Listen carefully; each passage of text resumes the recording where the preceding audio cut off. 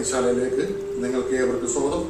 ഞാൻ ഇന്ന് നിങ്ങളെ പരിചയപ്പെടുത്താൻ പോകുന്നത് ചങ്ങലമ്പരന്റെ തൈലത്തെ കുറിച്ചാണ്. ഇതാണ് ചങ്ങലമ്പരണ്ട, കണ്ടില്ലേ?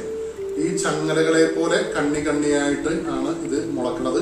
നാട്ടിൻ പ്രദേശങ്ങളിലെല്ലാം തന്നെ ഇത് കൂടുതലായിട്ട് കണ്ടുവരുന്ന സാധനമാണ് ചങ്ങലമ്പരണ്ട. ഏറ്റവും കൂടുതൽ തമിഴ്നാട്ടിലാണ്, നമ്മുടെ നാട്ടിനേക്കാളും ഏറ്റവും കൂടുതൽ തമിഴ്നാട്ടിലാണ്. അറിവുള്ളവർ ഇത് നട്ട് പിടിപ്പിക്കും. അപ്പൊ ഇതിന്റെ ഗുണം എന്താണെന്ന് അറിയാമോ? ഈ ചങ്ങലമ്പരണ്ട നല്ലവണ്ണം ചതച്ച് അരച്ച് പേസ്റ്റ് രൂപത്തിലാക്കണം. നിങ്ങൾ ഇതിന് ചൊറിച്ചിലുണ്ടാവും. എന്തൊക്കെയും ഗ്ലൗസ് ഒക്കെ ഇട്ടിട്ട് വേണം അരക്കാനും ഇതൊക്കെ ചെയ്യണമെങ്കിൽ. ചിലതിന് ചൊറിച്ചിലുണ്ടാവും. ഈ വരമ്പ് കളഞ്ഞില്ലെങ്കിൽ ഉണ്ടാവും. അതൊന്നും നിങ്ങൾ ഇത് പ്രശ്നമുണ്ട്, തൈലം കാച്ചിനുള്ള പ്രശ്നമുണ്ട്. നല്ലവണ്ണം പേസ്റ്റ് രൂപത്തിൽ അരച്ചെടുക്കണം. അരച്ചെടുത്ത് കഴിഞ്ഞതിന് ശേഷം ഇതാണ് റോസ്മേരി എന്ന് പറയും. നമ്മുടെ ആയുർവേദ കടകളിലെല്ലാം തന്നെ റോസ്മേരി കിട്ടും, മേടിക്കാൻ കിട്ടും. ഇങ്ങനെ റോസ്മേരി ഇല മേടിക്കാൻ കിട്ടും, ലീഫ് മേടിക്കാൻ കിട്ടും.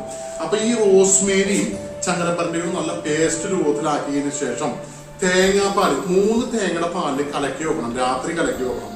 എന്നിട്ട് പിറ്റേ ദിവസം ആ പാലിലേക്ക് നമ്മൾ കുറച്ച് എള്ളെണ്ണ കുറച്ച് എള്ളെണ്ണ മിക്സ് ചെയ്യണം, കുറച്ച് വെളിച്ചെണ്ണ മിക്സ് ചെയ്യണം, കടുകെണ്ണ മിക്സ് ചെയ്യണം, പുന്നക്കെണ്ണ അല്ലെങ്കിൽ ആവണക്കെണ്ണ എന്തെങ്കിലും ഉണ്ടെങ്കിൽ മിക്സ് ചെയ്താൽ മതി.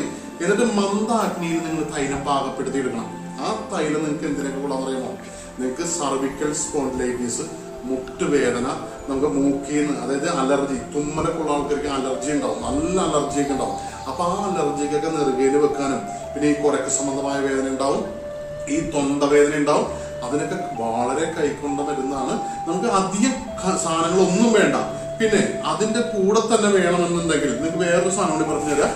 ഇത് നമ്മുടെ സിദ്ധവൈദ്യ പ്രകാരമുള്ള കൽപ്പാശ് എന്നാണ് ഇതിനെ പറയുന്നത്. ഇത് ഏറ്റവും കൂടുതൽ കിട്ടുന്നത് കോഴിക്കോട് മേഖലകളിൽ കിട്ടും കൽപ്പാശ്.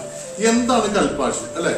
ഇപ്പൊ ഈ കൽപ്പാശിന് ഈ തൈലത്തിന്റെ കൂടെ കുറച്ച് കൽപ്പാശ് പൊടിച്ചിടണമെന്നുണ്ടെങ്കിലേ നമുക്ക് നീർക്കെട്ട് പോകാൻ നല്ലതാണ്. അതായത് കടലോര പ്രദേശങ്ങളിലെ പാറയുടെ മുകളിൽ ഒരു പൂപ്പലുണ്ടാവും. അതായത് ഉപ്പ് വെള്ളം പിടിച്ചിട്ട് പൂപ്പലുണ്ടാവും. അപ്പൊ അത് മഴക്കാലം വരുമ്പോഴേക്കും ഇത് ഈ പായലിങ്ങനെ പൂപ്പല് പോലെ ഇങ്ങനെ പിടിച്ചിരിക്കും. അത് വെയിൽ വരുമ്പോ ഉണങ്ങി ഇതുപോലെയാണ് ആയിട്ട് കിട്ടും. ഇതിനെ പറയുന്ന കൽപ്പാശ് എന്ന് പറയും. പഴയ കാലത്ത് ഗ്രന്ഥങ്ങളിൽ ഇത് പരാമർശിക്കുന്നുണ്ട്. ഇന്ന് അധികം പേർക്ക് എന്താണെന്ന് പോലും അറിയില്ല കൽപ്പാശ്. അപ്പൊ ഇതെന്താണെന്ന് അറിയാമോ? ഒരു കുറച്ച് എടുത്തിട്ട് ഒരു 30 ഗ്രാം എടുത്ത് പൊടിച്ച് ഇതിന്റെ മുകളിൽ ഇടണമെന്നുണ്ടെങ്കിൽ വളരെ ഗുണം കിട്ടും.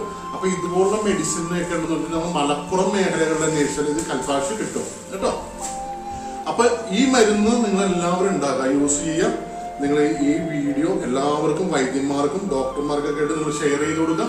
അപ്പൊ ഇതിന്റെ അമിതമായിട്ടുള്ള നമ്മുടെ വേദനകൾ മാറ്റാൻ അമിതമായിട്ടുള്ള ഉപയോഗം ഇതുകൊണ്ടുണ്ട്. പക്ഷെ പ്രത്യേകം നിങ്ങൾ ശ്രദ്ധിക്കേണ്ട കാര്യം എന്താണെന്ന് വെച്ച് കഴിഞ്ഞാൽ, ഇതില് നിങ്ങൾ എടുക്കുമ്പോൾ ഒരു ഗ്ലൗസ് ഇട്ടിട്ട് എടുക്കാൻ ചെറുതായിട്ട് കയ്യിൽ ചൊറിച്ചിടണം. അല്ലെങ്കിൽ ആദ്യമേ തന്നെ കയ്യിൽ വെളിച്ചെണ്ണ പരട്ടിയിട്ട് വേണ്ട ശേഷം ഇത് അരച്ചൊക്കെ എടുക്കണം കേട്ടോ. വേറെ പ്രശ്നങ്ങളൊന്നും ഉണ്ടാവില്ല. അധികം സാധനങ്ങളൊന്നും തന്നെ ചേർക്കണ്ട. ഒരുപാട് ഐറ്റങ്ങളൊന്നും തന്നെ ഈ മരുന്നിൽ ചേർക്കണ്ട എന്നുള്ളതാണ്. ഈ പറഞ്ഞിരിക്കുന്ന ഐറ്റങ്ങൾ മാത്രം ചേർത്താൽ മതി. നമുക്കിപ്പോ സർവിക്കൽ സ്പോണ്ടിലൈറ്റിസ് ഉണ്ടെങ്കിൽ മാറും, മുട്ടുവേദന ഉണ്ടെങ്കിൽ മാറും, പുറംപടി വേദന ഉണ്ടെങ്കിൽ മാറും, കൈകാല് വേദന ഉണ്ടെങ്കിൽ മാറും, ആമസംബന്ധമായിട്ടുള്ള ആമദോഷങ്ങൾ ഉണ്ടെങ്കിൽ എല്ലാം മാറിക്കിട്ടും. അപ്പോ നന്ദി, നമസ്കാരം. ഇതുപോലെ ഒരു പുതിയ അറിവിലോട്ട് വരുമ്പോൾ ഒരു ഷോർട്ട് ബ്രേക്ക്.